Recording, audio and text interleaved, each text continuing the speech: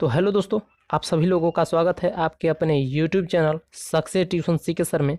मैं हूं चंद्रफूल सर। दोस्तों, आज की इस वीडियो में मैं बताने वाला हूं रसायन विषय से काफ़ी ही इंपॉर्टेंट क्वेश्चंस, जो कि सारे के सारे VVI ऑब्जेक्टिव क्वेश्चंस होंगे। चलिए दोस्तों, तो इस वीडियो को स्टार्ट करने से पहले मैं कहना चाहूँगा कि दोस्तों, यदि अभी तक इस चैनल पर आप नए हैं तो कृपया इस चैनल को लाल बटन को दबा के अभी सब्सक्राइब कर लीजिए तथा बेल आइकन को भी दबा दीजिए, जिससे कि मैं और आगे जितना भी वीडियो अपलोड करूं तो उसका नोटिफिकेशन आप तक सबसे पहले पहुंचे और उस वीडियो को आप देख सकें। चलिए दोस्तों, वीडियो को स्टार्ट करते हैं। तो आज का जो फर्स्ट प्रश्न दोस्तों कह रहा है कि अवोगाड्रो संख्या बराबर होता है। अवोगाड्रो संख्या बराबर होता है, तो ये दोस्तों होता है 6.023 इंटू 10⁻23, यानी कि आपका जो ऑप्शन ख है एब्सोल्युटली राइट हो जाएगा और सिंपली आप ख पे टिक कर लेंगे, यानी कि जो आपका ऑप्शन ख है वो दोस्तों बिल्कुल सही हो जाएगा। एवोगाड्रो संख्या का जो मान होता है, काफ़ी VVI दोस्तों ये प्रश्न है, बिल्कुल ही दोस्तों VVI प्रश्न है, हमेशा याद रखेंगे। एवोगाड्रो संख्या किसके बराबर है, तो 0.623 इंटू 10⁻23। चलिए दोस्तों, बढ़ते हैं अगले प्रश्न की ओर। तो दूसरा प्रश्न कहता है कि इथाइन में कार्बन का प्रसंकीकरण है, यानी कि इसका प्रसंकीकरण है। तो दोस्तों, इसका जो है SP, यानी कि जो आपका ग ऑप्शन है बिल्कुल सही हो जाएगा। सिंपली आप ग पे टिक आउट कर लेंगे, यानी कि ग जो है दोस्तों SP इथाइन में कार्बन का प्रसंकीकरण है। चलिए बढ़ते हैं अगले क्वेश्चन की ओर। दोस्तों, नेक्स्ट क्वेश्चन कर रहा है, तीसरा जो प्रश्न कर रहा है, ध्यान देंगे यहाँ पर। तो तीसरा कर रहा है कि किससे सल्फाइड अयस्क का सांद्रण किया जाता है, यानी किससे सल्फाइड अयस्क का सांद्रण किया जाता है। तो फेन प्लमन विधि द्वारा किया जाता है, यानी कि जो आपका ग ऑप्शन है बिल्कुल सही हो जाएगा। सिंपली आप ग पे टिक आउट कर लेंगे, टिक अप कर लेंगे दोस्तों, यानी कि जो आपका ऑप्शन ग है बिल्कुल सही है, फेन उत्प्लावन विधि। चलिए बढ़ते हैं लोग अगले क्वेश्चन की ओर। तो दोस्तों, 4 प्रश्न कर रहा है यहाँ पर कि 20% NaOH यानी W/W घोल दिया गया है, इसका मोललता होगा। दोस्तों, इसका मोललता होगा, तो इसका जो मोललता होगा यानी 6.25, यानी कि जो आपका ऑप्शन ख है बिल्कुल राइट हो जाएगा, यही आएगा, यानी कि 6.25। चलिए बढ़ते हैं हम लोग अगले क्वेश्चन की ओर। तो नेक्स्ट क्वेश्चन हम लोग आज के देख लेते हैं दोस्तों। तो 5 प्रश्न कहता है कि प्रोपाइन में सिग्मा बंधों की संख्या है। काफ़ी ही दोस्तों इंपॉर्टेंट क्वेश्चन है दोस्तों, तो हमेशा आप याद रखेंगे, VVI क्वेश्चन है दोस्तों, हमेशा याद ही रखेंगे। तो कह रहा है कि प्रोपाइन में सिग्मा बंधों की संख्या होती है। तो प्रोपाइन में सिग्मा बंधों की जो संख्या होती है वो होती है 6, यानी कि जो आपका ऑप्शन A है बिल्कुल सही हो जाएगा और सिंपली आप पे टिक कर लेंगे। चलिए दोस्तों, बढ़ते हैं अगले क्वेश्चन की ओर। तो नेक्स्ट क्वेश्चन कह रहा है, छठा प्रश्न कह रहा है, देखिए यहाँ पर कि कौन लौह का अयस्क है, कौन लोहा का अयस्क है। तो लोहा का जो अयस्क है यहाँ हेमाटाइट होता है, यानी कि जो आपका ऑप्शन ख है बिल्कुल सही हो जाएगा, यानी कि सिंपली आप ख पे टिक आउट कर लेंगे, हेमाटाइट। चलिए दोस्तों, बढ़ते हैं अगले प्रश्न की ओर। और यह लोहा का सबसे अच्छा क्या उसको बोलते हैं, जो अयस्क है होता है। चलिए बढ़ते हैं अगले प्रश्न की ओर। तो दोस्तों, 7 प्रश्न कह रहा है, ध्यान देंगे, प्रवाह कराई जाती है तो यह मुक्त करेगा, यानी प्रवाह कराई जाती है तो क्या मुक्त कर।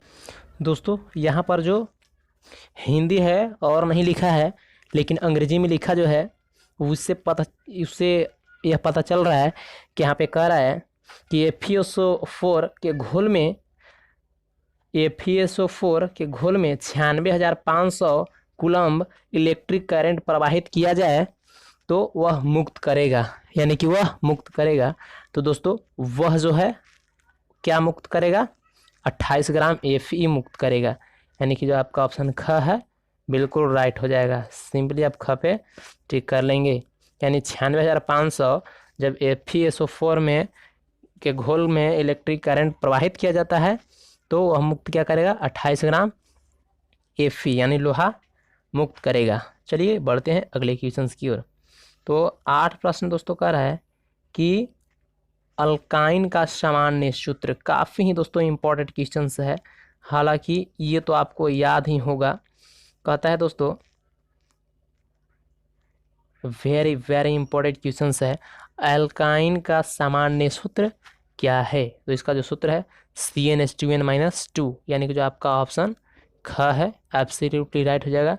सिंपली आप ख पे टिक कर लेंगे। चलिए बढ़ते हैं अगले क्वेश्चन की ओर। तो 9 प्रश्न कर रहा है कि इनमें से कौन पैरामैग्नेटिक आयन है।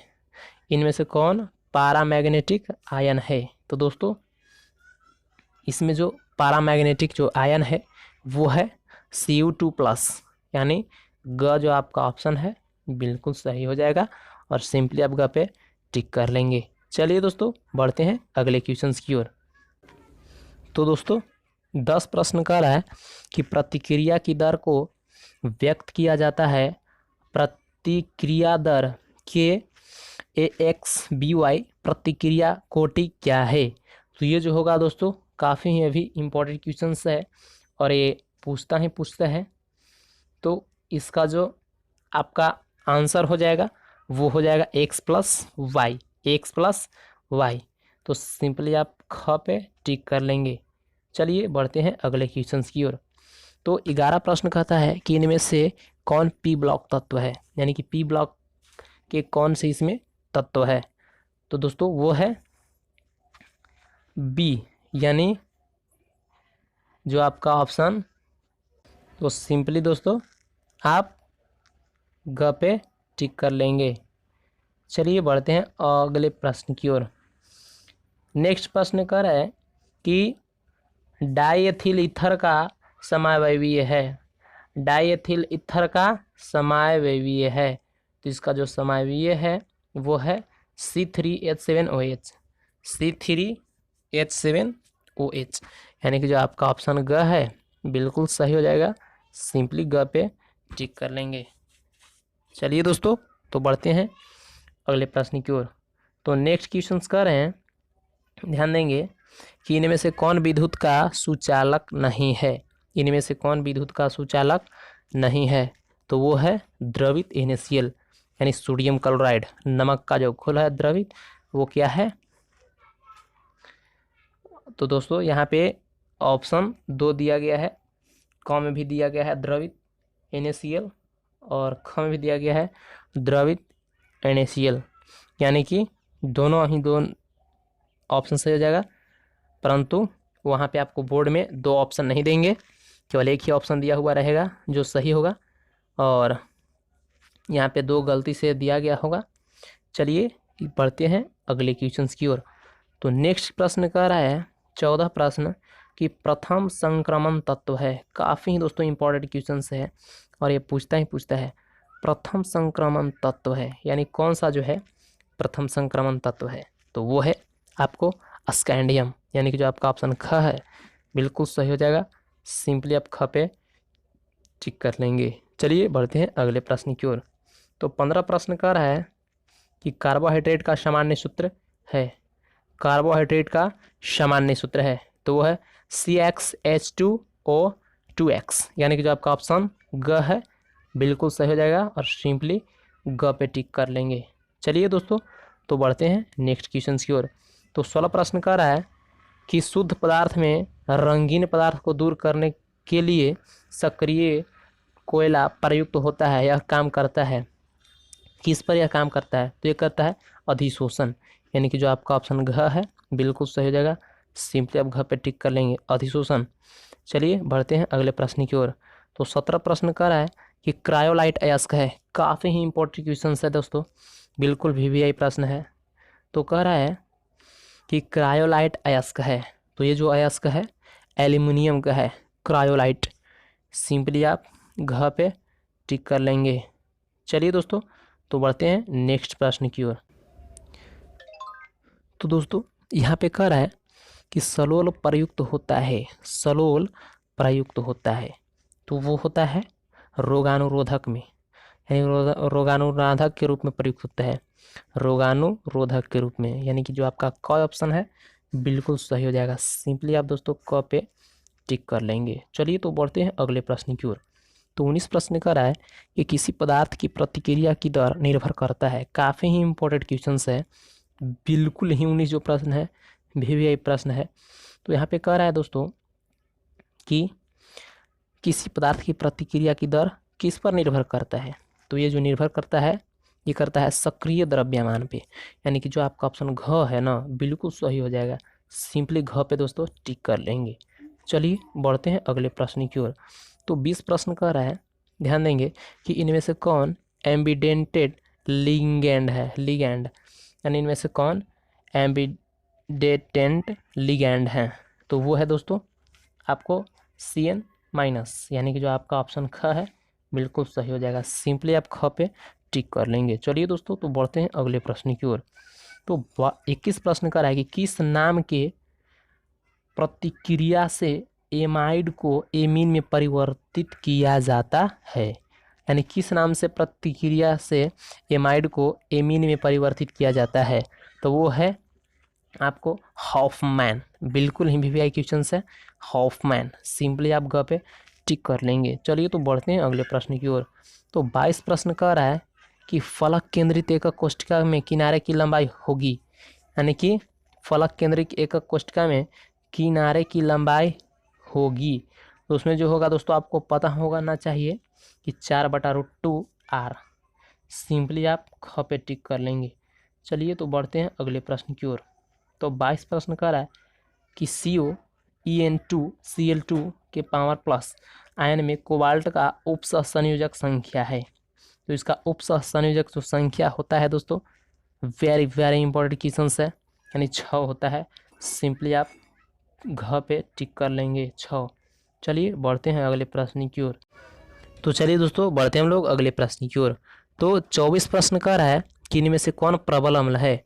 तो ये जो है इनमें से काफ़ी इंपॉर्टेंट क्वेश्चन है दोस्तों, वीवीआई ऑब्जेक्टिव प्रश्न है। तो यहाँ कह रहा है कि इनमें से कौन प्रबल अम्ल है। तो यानी कि इसमें जो प्रबल अम्ल है वो है CHF2COOH, यानी कि जो आपका ऑप्शन घ है। तो सिंपली दोस्तों इसका जो घ है बिल्कुल सही हो जाएगा और घ पे आप टिक कर लेंगे। तो चलिए बढ़ते हैं अब हम लोग अगले प्रश्न की ओर।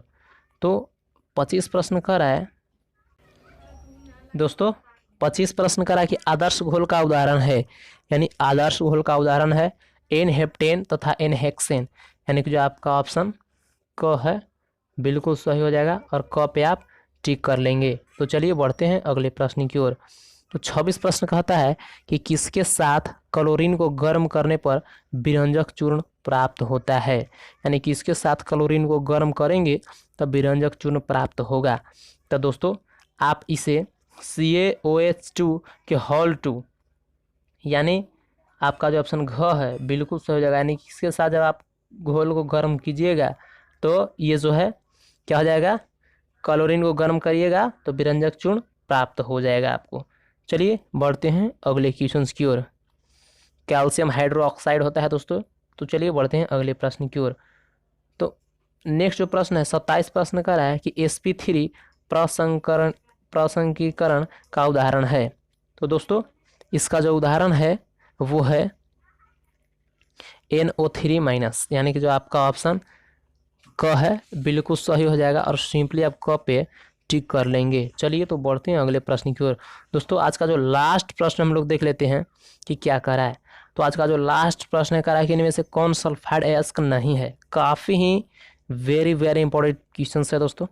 तो कह रहा है ध्यान देंगे कि इनमें से कौन सल्फाइड अयस्क नहीं है। तो वो है मैग्नेटाइट, वो जो है मैग्नेटाइट सल्फाइड अयस्क नहीं है, यानी कि जो आपका ऑप्शन मैग्नेटाइट का जो है बिल्कुल सही जाएगा। सिंपली आप क पे टिक कर लेंगे। तो चलिए दोस्तों मैं उम्मीद करता हूं कि आज का जो वीडियो है आपको पसंद आया होगा। दोस्तों यदि पसंद आया है तो कृपया इस चैनल को सब्सक्राइब कर दीजिए और बेल आइकन को भी दबा दीजिए और हाँ इस वीडियो को एक लाइक ज़रूर दे दीजिए। दोस्तों यदि यह वीडियो आपको पसंद आया है तो हमें कमेंट में ज़रूर बताएं कि वीडियो आपको अच्छा लगा है। चलिए तो आप फिर मिलते हैं अगले नए वीडियो में। तो आज के लिए बस इतना है। जय हिंद, वंदे मातरम।